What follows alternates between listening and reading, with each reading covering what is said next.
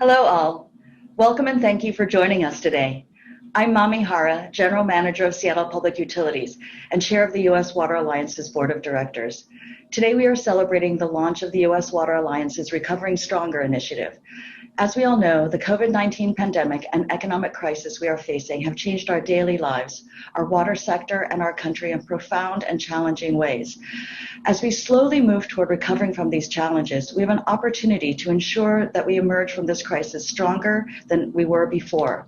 Government at the federal, state, and local level have a unique chance to seize the moment and ensure we recover stronger.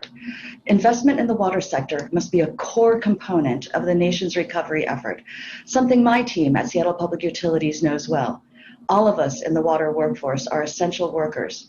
We are on the front lines maintaining safe and reliable water service, which is more critical now than ever before. That is why the U.S. Water Alliance is undertaking the Recovering Stronger initiative. Over the next 2 years, the Recovering Stronger initiative will address the structural problems that have led to decades of suboptimal and inequitable outcomes in water. We will also examine ways to address these structural problems, pricing water to reflect its true value, providing affordable and universal access, supporting utility partnerships and consolidation where appropriate, deploying smart water operations at scale, and using water as a key pathway to addressing the climate crisis. Through this work, we are committed to aligning diverse stakeholders and finding common ground solutions to our nation's most pressing water challenges. Today, you'll hear from diverse stakeholders and policymakers working at the intersection of water and recovery. You'll hear from Scott Berry, the Alliance's Director of Policy and Government Affairs, about the first component of the Recovering Stronger initiative, our federal policy blueprint. You'll hear from Mayor Greg Fisher of Louisville and Mayor Lori Lightfoot of Chicago about what is needed on the ground from the federal government and why alignment at the federal, state, and local level is so important. And you'll hear from Senators Tom Carper and Shelley Moore Capito, key leaders for water in the Senate, about their work to drive a sustainable water future in Congress. But first, I'd like to introduce Anthony Chappelle and Maxell Blanchard from my team at Seattle Public Utilities. Anthony and Maxell are both frontline workers and will share with us what the pandemic and ensuing crisis have meant for them. Thank you for joining us here today, and I look forward to continuing on the path to recovering stronger together. My name is Anthony Chappelle. I'm a senior water pipe worker. I've been working at Seattle Public Utilities for 7 years. Maxell Blanchard, heavy truck driver for Seattle Public Utilities. I've been doing this for almost 3 years now. Providing access to clean drinking water to the community is a lot. You can't live without water. It's huge for me. Just being a member of the Seattle Public Utilities crews that provides safe and clean drinking water, where we show up to either a main break or we're providing new water installations for businesses or houses that are being built. Knowing that people have to have access to fresh, clean drinking water at all times, just even saying that we have to wash our hands multiple times out of the day, that just shows why water and clean water is very important for everybody. We take that for granted, and if we take that for granted, then we're taking our source of water for granted, and we shouldn't. Because to me, water is a source of life, which brings to us and to our planet. So having fresh, clean water is a great thing for us as people, and even for our animals and our planet as well. The message I'd like to send to Congress is the Safe and Clean Drinking Water Act should be mandated and upheld to ensure all communities throughout this country are given access to clean and safe drinking water. It's very important during this pandemic right now that we ensure that everybody has access to clean and safe drinking water. In Seattle, we are fortunate to have a source of clean drinking water, and I feel fortunate that we can pull together and work together to get through this pandemic.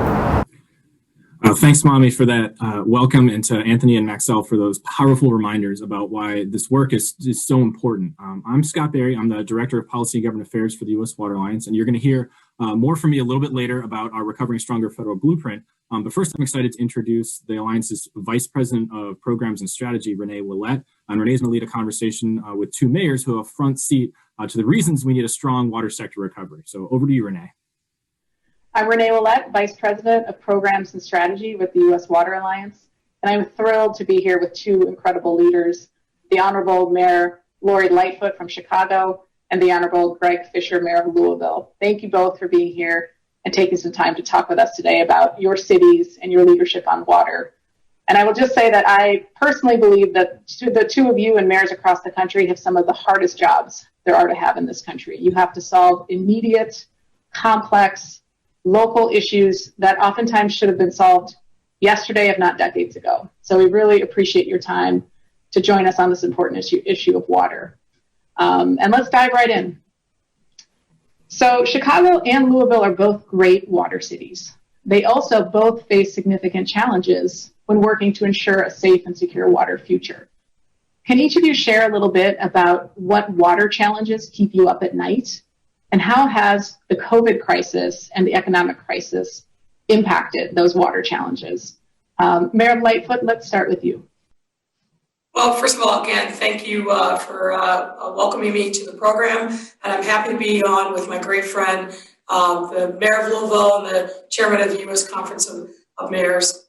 Look, I think there are two kind of top line issues about water that we are challenged by here in our city. First and foremost is, given the environmental crisis that we're facing, the Lake Michigan, which is our source of water, those lake levels have risen exponentially over the last few years, really challenging our ability to maintain property, to avoid flooding. So that is a significant challenge. We need help from the federal government in the form of support from the Army Corps of Engineers, and we're working diligently to get that. We've got a great plan. There's a lot of enthusiasm around it, but we need support from the federal government on that. I will say the other big issue that we face is around water equity. You know, Chicago is a city of great history, but one of the histories that we are living with right now is lead service lines that have really caused a significant challenge for us. We took the first bold steps in 2020 to address that issue with an eye toward equity and focus on those individuals and neighborhoods that have been challenged financially and economically to start replacing those lead service lines. But again, this is an $8 billion problem, and we're going to need resources from elsewhere, federal government, the state, to help us do this work that's necessary to safeguard our water supply and keep our residents healthy. And I guess the last thing I'll say is this. When I walked into office, the prior administration was routinely cutting people off from water service because they couldn't pay their bills. To me, water is a basic human right. No matter what your circumstances are, we need to make sure that water is available. So we've taken a number of steps in that direction. We've eliminated water shutoffs. We've worked with folks based upon their individual means to set water prices that make sense for them. And we're working hard to eliminate all the old debt and bring everybody back online. Because as I said, water is a basic human right. If you've ever been without water in your home for even one day or a couple of hours, it completely transforms your world. So imagine shutoffs. So we've been doing a lot in really focusing on equity, whether it's climate change, rising lake levels, lead service lines, or water disconnections. We're leading with equity, and those are the things that I'm most proud of during my time as mayor.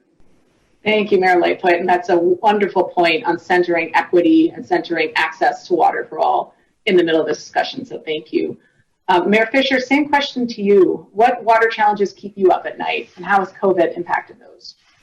Well, there's no shortage of challenges. Thanks for having me. I'm glad to be on with Mayor Lightfoot. We work on a lot of issues together, and this is one of the many challenges that we're addressing as mayors in our cities. You know, the big challenge with water and wastewater or clean water is that people just expect it to be there. And most of the infrastructure is out of sight. But the infrastructure, in terms of what keeps me up at night, is we have some of our biggest tunnels, especially with wastewater, they're well over 100 years old.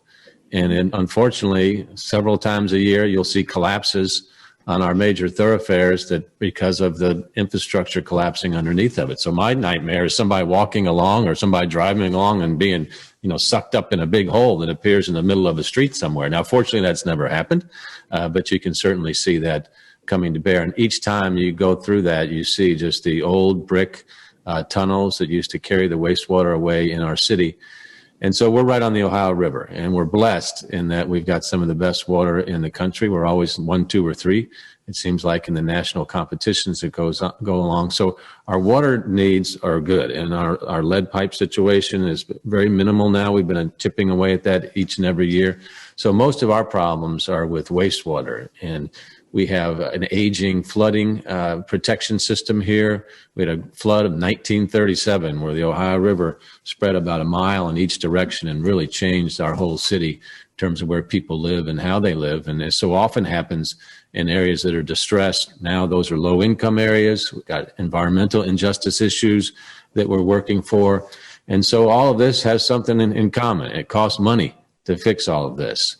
And we are in a situation now with the pandemic, of course, where incomes are down.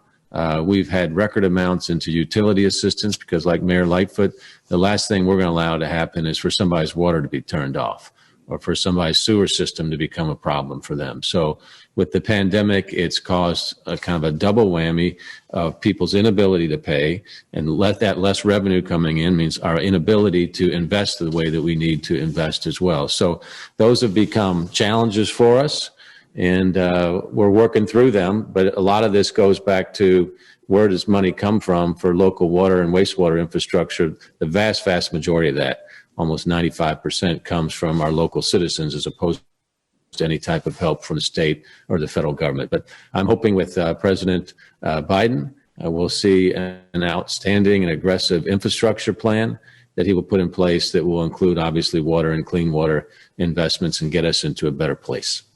Mm-hmm. Thank you, Mayor Fisher. And we'll get into that a little bit more in the next couple questions. I want to stick on water equity with you, Mayor Fisher. You know, I know Louisville has been a leader around water equity. Could you talk a little bit about the city's efforts and the recent task force that you launched as part of that? Sure.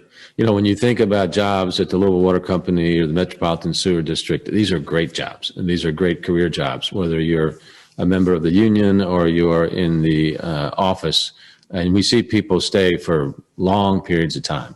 So it's always been a real emphasis of ours to make sure that these companies are overrepresented in terms of our minority community or non-majority population. And MSD in particular, I hold up as the model in our community for their MFDBE purchasing. About 35% of their total purchases are from our MFDBE population. So job development is one aspect of it. Obviously, purchasing is another. But with all of our work around advancing racial equity, about 2 months ago, is following on to an emergency order I put out about racism as a public health crisis. I wanted to see more intentionality in terms of the development of Black-owned businesses in the infrastructure investments that we've got going on in our city. So put another executive order together around that and created an equity task force around procurement to make sure that we are more aggressively increasing the MFDBE purchasing in our community, and particularly Black-owned businesses in our community. It's kind of the next step for us. All around the country, there's just far less representation from communities of color than there should be in the ownership of the companies that are doing the work. Labor force, oftentimes there's adequate representation. We're working on that as well, but not in wealth accumulation. And when you're thinking about, especially potentially again with Biden infrastructure plan, you can look ahead 5-10 years in most any city right now and see a steady pipeline of capital projects coming along. So if you're an entrepreneur and thinking about is there going to be a demand for your product or market, this is a great area to get into if you've got an interest in construction. So we've just received our report on kind of our current state of where we're at. We're now in the process of setting our goals, particularly for the creation of new businesses in this area. So it's an exciting time for us. It's being led by two co-chairs. One is Tony Parrott, who is the CEO of the Metropolitan Sewer District. So we're enthused about that. That's great. Thank you for sharing that. Please keep us in the loop as you update that initiative. And I think your point on the water sector being an economic engine for wealth accumulation, for job opportunities is very spot on. So thank you for sharing that. Mayor Lightfoot, let's turn a little bit to infrastructure with you. The Value of Water campaign recently released a report showing that the federal government has been drastically underinvesting in water infrastructure, meeting only about 37% of the nation's needs. Can you talk a little bit about Chicago's water infrastructure and what you're working on doing to close that funding gap, given the lack of federal investment at this point?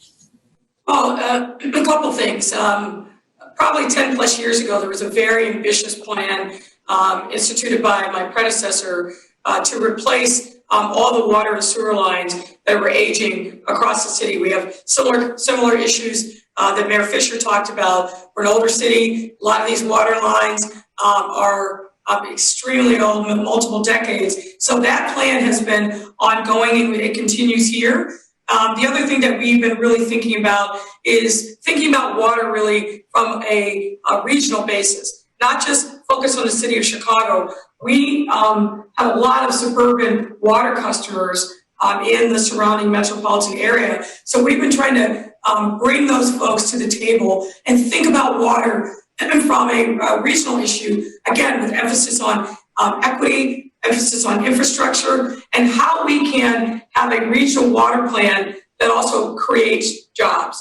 Very similar to some of the things that Mayor Fisher is talking about. So we've done a lot of work to reach out, rebuild relationships with some of our suburban customers, but also talk about this precious resource that we need to all value and how we can work more coherently as a region. And then the last thing I'll say is, Chicago has for way too long not been at the center of gravity for the Great Lakes region itself. Obviously, there's a lot of cities and states that touch the Great Lakes, particularly Lake Michigan. So we've expanded our role as a regional, a Great Lakes partner with our sister cities, sister states, to really talk about water management policy, rising shorelines, and other things with our partners across the entire Great Lakes region. So I am a part of a number of different groups from the Great Lakes to really the St. Lawrence Seaway, but thinking about water in a bigger, bolder way, and the things that we can do to build synergies across geographic boundaries is really one of the areas that we focused on. But infrastructure remains at the heart of it. We've got to have an infrastructure that is reliable, that doesn't have leaks, doesn't have, God forbid, craters that happen and you worry about, as Mayor Fisher said. But we've had a lot of challenges historically, but I feel like we are finally moving in the right direction here in Chicago because we are thinking about this in bigger and bolder ways and really challenging ourselves to make sure that we've got the right resources in place. I will tell you, if you look at our water department, I think we've got more PhDs there than many of the universities here in our city. They're very much focused on water quality, the microbiology, making sure that we're doing the testing. We just did a huge revamp of one of our laboratories, but it's all about making sure that we are delivering good tasting but safe water to our residents and our customers in the surrounding areas. So all of these things go hand in hand, infrastructure and the science and the environment. Yes, thank you, Mayor Lightfoot. And I think, you both have touched on so many key issues that are happening across the country in cities and towns of all sizes: aging infrastructure, climate resiliency, affordability, equity. And I know that you both, to your point, Mayor Lightfoot, you're both very active regionally and nationally as well. So I want to talk with you a little bit, Mayor Fisher. You're the current president of the U.S. Conference of Mayors, and in that role, and with that Conference of Mayors, what can we expect moving forward in terms of water policy and water priorities? Water is one of our main priorities because, as Mayor Lightfoot said, without it, the world stops, and people just take it for granted. And when you think about trust in government, you should be thinking about some of the sophistication that we have in some of our water companies, whether it's Chicago or Louisville, just a tremendous job they do each and every day. So for the Conference of Mayors equally, then it's a broad national focus. And last summer, the Conference of Mayors released what we called the Mayors 2020 Vision, an American breakthrough, had 10 different platforms in there, but among the 10 priorities is one all focusing on building modern, resilient infrastructure to address climate change, promote environmental justice, and enhance opportunity and productivity in transportation, water, green energy, and technology systems. So that's like when you're asked to have one priority, you have 1A, 1B, 1C, 1D, 1E. It goes on from there. But it speaks to, obviously, the importance of infrastructure in our country. And without it, we shut down. And as a country, we need to be prouder, or as citizens, we need to be prouder of the money that we invest in our infrastructure so it's not aging. So it's always best in class globally. And whether it's a water line or a sewer line or an airport or railroads, and obviously the United States of America has not decided to do that. So I think at some point in time, you will see a tax system that focuses not more on equity from our citizen standpoint and helping those with the lowest incomes, but also getting our country back in shape so we can compete globally on a infrastructure standpoint. The burden of that falls disproportionately on American cities. While we have some of the safest and healthy drinking water in the world, we pay for it. And where that comes from is local governments. Local governments spend $125 billion annually on our water systems. Obviously, it's raised through constituent user fees and taxes. And you can compare that to the federal government that contributes less than $2 billion annually. And that's mainly loans. When people say, well, we're investing $2 billion and they say loans, that's not much of an investment. I mean, what we're looking for is grants. And without that, you can run into some very significant problems without the investment at the local level or at the national level. And obviously, we all saw the crisis in Flint, Michigan several years ago. And oftentimes we see that lack of investment falls once again on people that can afford it the least, our low-income communities and our communities of color. When we think about lead service lines and the need to replace those nationally, that's a 27 estimate, $30 billion to $50 billion problem. So that needs to be addressed immediately. In my view, that should be helped through the federal government. Hopefully that will come back up once again in the Biden infrastructure plan. So when we take a look at what we're asking the federal government to do, a couple big things jump out. One is to raise existing federal funding commitments, particularly in the form of grant funding. Loans don't do us any good, okay? Second, implement the integrated planning permit law so that we can have all of the water-related systems work together so it makes sense when we try to administer and manage and roll out these programs locally. And then change the current Clean Water Act to allow us more time to logically go about this in a way that we can all afford. Great. Thank you, Mayor Fisher. Those are great priorities. Mayor Lightfoot, to your point on regional collaboration and the Great Lakes region that Chicago is such a key part of, you recently joined and helped launch a Mayor's Commission on Water Equity for the Great Lakes region. Can you talk a little bit about why that started and what you're hoping to accomplish through that commission? Well, I think it started with the idea that we wanted to make sure that we were putting equity front and center in all water policy. When we get together, we talk about water, we talk about a range of different things. But again, equity isn't at the table, whether it's equity in making sure that all of our residents have access to water, regardless of their financial circumstances. I want to pick up on a great point that Mayor Fisher raised earlier around building wealth through infrastructure work that's going to be done. I mean, all of us have this vision of a lot of infrastructure work being done, whether it's funded by the federal government or we launched for the first time a capital plan here in Chicago that, again, infrastructure is going to be front and center of that, and water, of course, is going to be a big part of it. But making sure that we create economic activity and wealth opportunities when cities make these kinds of investments is critically important. So those are some of the things that are on the agenda for this particular caucus. And we've got a great diversity of mayors that are part of this, mayors from Canada, mayors from Michigan, really all across the Great Lakes and the St. Louis Seaway region. And it's a lot of people that I've really come to know and respect, and I think we're going to get some great things done. We want to share best practices. We want to help and support each other. And then we want to be advocates for things that we know are important to our communities. Great, thank you. And I believe that's the first ever Mayor's Commission on Water Equity across the whole country. So I think there'll be a lot of eyes on the Great Lakes region as that unfolds. So thank you for leading that. as we wrap up our time here, I just want to ask you guys, and Mayor Fisher, you started kind of listing off some priorities, but if both of you had to think of, one big ask, maybe two, Mayor Fisher, if you really want to list two, but, we're a few weeks into the Biden-Harris administration now. What are you hoping for with our federal partners on water? Mayor Fisher, let's start with you, and then we'll go to you, Mayor. All right. So I talked about aging infrastructure and the need to invest in that already, so I won't include that in the rest of my priorities.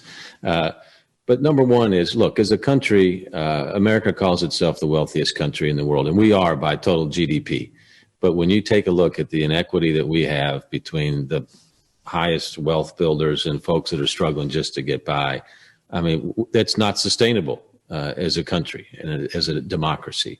So we've got to make sure that these basics are in place for folks, which obviously includes water and wastewater. Mayor Lightfoot has talked about that. We both talked about that. So not just delaying payments, past due water payments, but making sure that they're taken care of. So people, once we come out of this pandemic, they can start back with their lives all over again. So helping people pay their bills, as fundamental as that is, would be number one. And then for a second issue that we haven't talked about would be workforce dollars.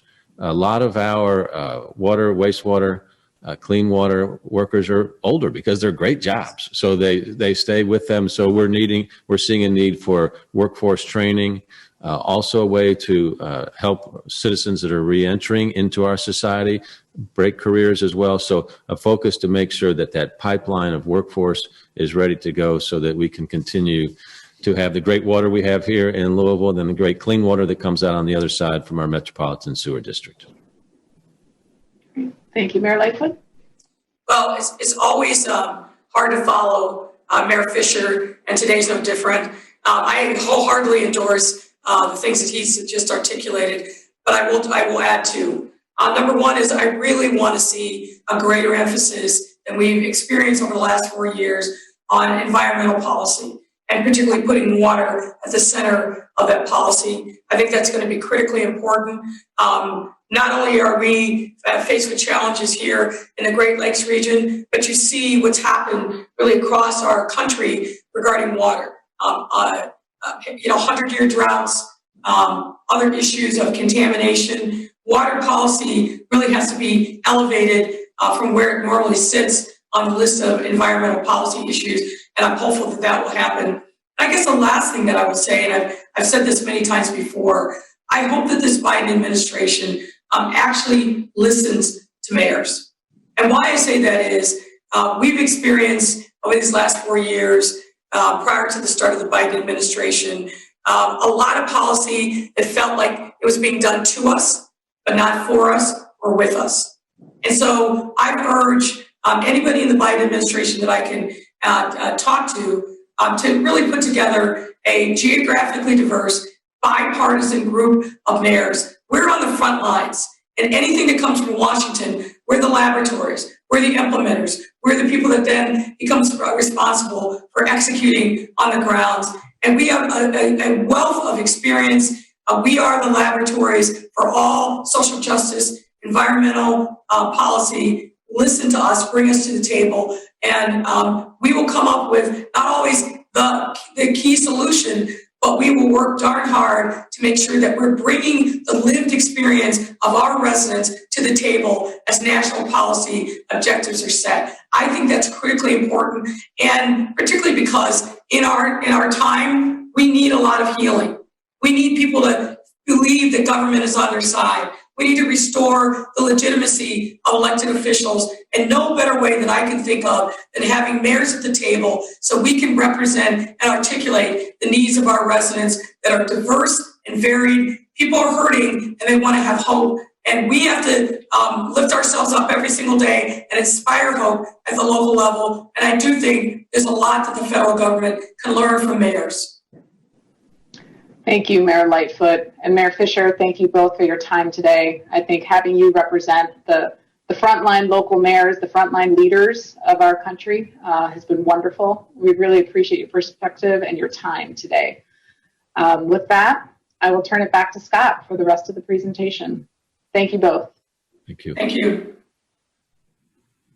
Thanks, Renee, for really excellent conversation there. And I think it really underscores the need to align the federal, state, and local approaches to transform water outcomes.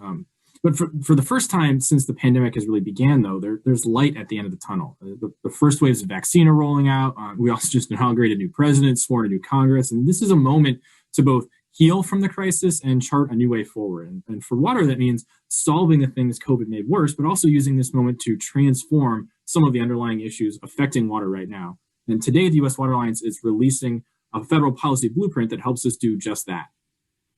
So why this blueprint and why now? Well, the COVID-19 crisis is elevating the role that water plays in public health and in our personal well-being. Like other parts of the economy, the water sector is affected by the compounding crises of the pandemic and a nationwide recession. And water utilities in all of this are all being squeezed with increased costs and declining revenue. And while Congress has sent emergency assistance to other affected sectors like transit and air travel, they provided very little direct targeted relief for the water sector. And we think this could be a serious oversight with implications for everyone. And every industry depends on water and wastewater services to function. And the pandemic has shown that public health benefits from safe drinking water and wastewater treatment are immeasurable.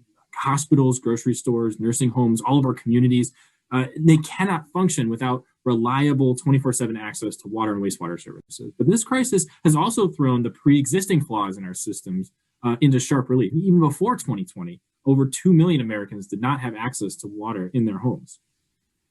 Meanwhile, the situation for low-income customers is getting worse, especially with rising unemployment and personal income loss. Those who can no longer afford to pay their water bill debts are often faced with very real consequences, including getting their services shut off or getting a lien put on their home. And smaller and rural utilities are also in dire circumstances, and they may not survive extended crisis conditions without assistance. Allowing these small systems to fail is tantamount to turning our backs on the communities who rely on them. And this is an incredibly stark reminder that there can be no equitable recovery from the COVID-19 pandemic if we leave out water. And at the Water Alliance, we believe that federal, state, and local levels of government can coordinate and do their part to set us on a path towards transformational change. And we can take this moment of disruption to ensure that water agencies are financially stable and high quality water services are equitably delivered. And if we do this, we can emerge stronger than before, a resilient water sector prepared for the challenges that lie ahead. And the blueprint that we're releasing today outlines the federal end of this bargain. And together with our network, we've crafted 22 different federal policy ideas for the legislative and executive branches across 6 different areas. So first, we need to make water more stable. Federal recovery efforts can address both the short-term financial shortfalls and the long-term financial sustainability challenges in the water sector. In the short term, water systems need increased liquidity to make up for lost revenue, to keep the taps flowing, and to keep the taps flowing and capital improvements on schedule. The sector also needs long-term funding and technical assistance to better prepare and fortify water utilities from future crises. Our recommendations address both the emergency and the long-term needs by setting up emergency relief for utilities and small tweaks to the tax code to give utilities some more financial breathing room during the crunch. But in the long term, we recommend at least doubling the funding for the state revolving loan fund programs, WIFIA program, the USDA rural water programs. And we are also recommending incentivizing utility regionalization and partnerships to reach economies of scale for all utilities. We also have the opportunity to make water safer. While advanced water treatment technologies have allowed people in the U.S. to some of the best drinking water in the world, some challenges certainly remain, particularly related to contaminants like lead and PFAS. In the case of lead, Black communities have borne a disproportionate burden of the challenge because of historical environmental racism and infrastructure decisions. We recommend locating and mapping lead service lines and funding a massive new coordinated federal approach to remove all lead sources. We're also proposing policies to research, restrict, and remediate PFAS. The federal government can take a holistic approach and make historic investments aimed at eliminating emerging and legacy contaminants in the water sector, especially in communities of color, rural and urban low-income communities, and tribal communities. But next, we need to make water more affordable and accessible. And as I mentioned before, over 2 million people in the U.S. live without running water or basic indoor plumbing. And millions of other low-income people cannot afford to pay their water bills. And when water bills are unpaid, utilities can shut off services. As critical as they are, clean, safe, and reliable water and wastewater services are not free. And many utilities face a catch-22 where they need to raise rates to pay for the necessary infrastructure, but often their rate base, especially low-income ratepayers, can't absorb that additional cost. So the federal government can tackle affordability through local customer assistance programs and improving the new low-income emergency assistance program that Congress just passed in December. But in the longer term, we also need equitable rate design and support for decentralized infrastructure solutions where it doesn't make sense to build out centralized systems. We also need to make water smarter. So our blueprint lays out a comprehensive utility modernization assistance program, one that takes advantage of new ideas and data management like the Internet of Water. So utilities of all sizes need support in closing technology gaps and preparing for future needs to improve operations, to keep costs down, and safeguard against future crises. And we are also recommending planning for the future by investing in research and development programs to push the envelope on delivering safe and affordable water services. Similar modernization efforts in the energy and transportation sectors that were proposed in the 2009 Recovery Act legislation have largely been successful, and we can learn from those successes and apply proven regulatory policy and financial incentives to modernizing the nation's water systems. We also need to make water more resilient. We know climate change is significantly affecting the nation's water systems. Climate stress is often felt as water stress, like flooding or severe storms, sea level rise, droughts, decreased snowpack, low river levels are all impacting communities across our country. And for every single aspect of running a water, wastewater, or stormwater system has become more challenging because of climate change. So these climate challenges mean we cannot manage our water systems the way we have historically. We need to equitably plan for disasters, improve post-disaster recovery efforts, mitigate the worst impacts to come, and invest in resilient water systems. And if we can pull that off, this would strengthen our capacity to prepare for and withstand current and future climate impacts. And this is also a tremendous opportunity to address historic environmental inequities while also kickstarting the economy with good new green jobs. So our final set of recommendations is a little bit unique in that we are recommending a new approach to water management driven by the White House that would align water management across the whole federal government. And water knows no boundaries, right? Like more than 20 different federal agencies handle water protection and management. And taking a whole of government approach to water management will require a radical reimagining. And it will require agencies that touch water quality, climate, environment, equity, economic development, and rural development to really collectively work together, work collaboratively. And at the Water Alliance, we often talk about this concept called One Water. So One Water is this approach to water management that requires us to break down silos to find innovative solutions to water challenges. And if we can reimagine how the federal government manages water, we could identify communities most in need of funding and address the inequitable access to clean, safe, reliable, affordable, and resilient water infrastructure. Now, supporting water infrastructure investment consistently receives bipartisan support, and I'm especially pleased to welcome two water policy leaders from the United States Senate to say a few words from their perspective about the opportunities for water in Congress. I'd like to welcome Senator Tom Carper, who's the chair of the Senate Environment and Public Works Committee, and Senator Shelley Moore Capito, who's the new ranking member for the Senate Environment and Public Works Committee, who wanted to share some words with us today before we close out our time together. Well, I'm U.S. Senator Tom Carver. I'm going to take my mask off today to be with all of you. I want to thank you for the invitation to share some thoughts with you this day. As the newly minted chairman of the Environment and Public Works Committee, I'm going to make it my priority to improve our nation's water infrastructure. That's a priority that's shared with me by Shelley Capito and from West Virginia and others on our committee. What does improving our nation's water infrastructure really mean? Some people might ask. That's a reasonable question. Well, for one, it means keeping the promises afforded to every American through the Declaration of Independence: life, liberty, and the pursuit of happiness. The words of Thomas Jefferson. But certainly none of those things are possible without access to clean water. And we can't have life without clean water to drink. The COVID-19 pandemic has reminded us all that of that too. Access to clean water, drinking water, is critical to public health. In the middle of a deadly pandemic, we can't turn our backs on people who need our help the most. People literally need water to drink. They need water. We need water to wash our hands and so forth. According to the National Institute of Health, 13% of Native American homes lack safe water or adequate wastewater disposal facilities. Think about what's about 1 out of every 7 or 8. A top priority of the 117th Congress, which began on January 3rd, must be to ensuring that we can provide clean water to every zip code and promotion of environmental justice in water policy for our country. In the final days of the last Congress, we were able to pass the Water Resources Development Act of 2020. We call that WRDA. My bipartisan, bicameral legislation that authorizes critical water infrastructure programs and projects. Passed unanimously. In addition to enhancing our nation's global economic competitiveness, WRDA 2020 will enhance our nation's resilience to the global climate crisis as well. As the state with the lowest mean elevation in the country, we're the lowest lying state in America, that's Delaware. Delaware is on the front line of climate change, from eroding shorelines to changing growing seasons to flooding neighborhoods. And as chairman of the Environment and Public Works Committee, I'll continue to prioritize water policies and investments that help us to rebuff the impacts of climate change. I'll also continue to prioritize water infrastructure investments that create economic opportunities in communities across our country, the ports, the harbors, the dams, the levees, and the ship channels and waterways. These are the little-known projects, but they got big impacts, as you know. They keep our communities safe. They keep our economy moving. In fact, more than 99% of the U.S. overseas trade moves through our ports, through our harbors, through our inland waterways.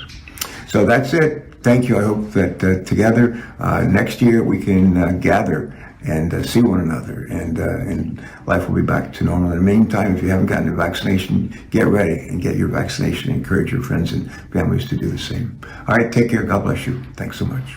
Hi, everyone. I'm sorry I couldn't be with you today, but thank you for the opportunity to speak with you. I know your own Radhika Fox was recently appointed to the EPA's Water Office, so I look forward to talking with her soon about this precious resource we all care about. I have prioritized water issues as a member of the Senate Environment and Public Works Committee. Last year, Congress was able to work in a bipartisan way on water and wastewater infrastructure. I know Senator Carper and I will continue that as the top Democrat and Republican on the committee. Obviously, the biggest news is that the 2020 WRDA bill was included in the omnibus package that we passed before Christmas. I'm very proud the bill included $160 million for drinking water and wastewater investments, specifically in my state of West Virginia. I've prioritized our water workforce, preparing the next generation to be watermen and engineers. These type of investments are critical as we revive our economy in the wake of this pandemic. I'm also one of the leading voices in the Senate on PFAS regulation, particularly when it comes to drinking water. There's a lot of bipartisan momentum in Congress right now to act on PFAS, so I'm optimistic that that's an area where we continue to make progress. In closing, I know 2020 has been a very rough year. Frankly, 2021 has gotten off to a shaky start as well. But investing in infrastructure, including water infrastructure, will be an important part of our national recovery. So thank you for your time, and stay healthy and have a great conference. Well, thank you so much, Senators Carper and Capito. I'm so pleased to see the bipartisan commitment that these leaders are really showing for water infrastructure, and we look forward to working with the senators and all of Congress and the administration to really advance these ideas. But so here at the U.S. Water Alliance, we are committed to aligning diverse stakeholders to find common ground solutions to our nation's most pressing water challenges. Now, this commitment and mission are more critical than ever during this public health and these economic crises. And we hope that these ideas spark a national dialogue and serve as a blueprint in employing water investments and policies to set the country on a transformational path to recovery. But we also see this policy agenda as a floor, not a ceiling. And we invite everyone to use these ideas as a springboard to advance your own work in your own communities. And as we turn our attention to the recovery efforts happening at the state and local levels, we believe this federal framework and the kinds of ideas in this blueprint can really serve as a catalyst for one water work everywhere. And I want to thank everyone and thank you all for joining us today as we recover stronger together.